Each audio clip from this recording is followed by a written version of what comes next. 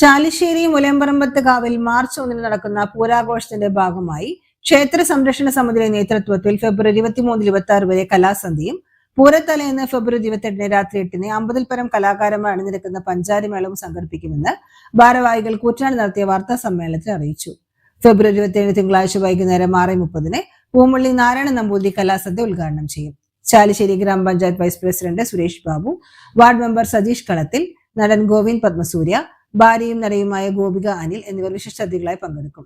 തുടർന്ന് Bharatanatyam, Thiruvathirakali, Kaikottikali, fusion dance, violin കച്ചേരി തുടങ്ങിയ 17 പരിപാടികൾ അരങ്ങേറും. 24 നടക്കുന്ന കലാസന്ധ്യയിൽ കവിയും ഗാനരചയിതാവുമായ റഫീഖ് അഹമ്മദ് മുഖ്യാതിഥിയായിരിക്കും. 24-25 തീയതികളിൽ 30ഓളം ഇനങ്ങൾ കലാസന്ധ്യയിൽ അരങ്ങേറും. 26 വ്യാഴാഴ്ച രാത്രി 7 മണിക്ക് ഗ്രൗണ്ടിൽ 11 ടീമുകൾ പങ്കെടുക്കുന്ന മെഗാ വീരനാട്യം അരങ്ങേറും.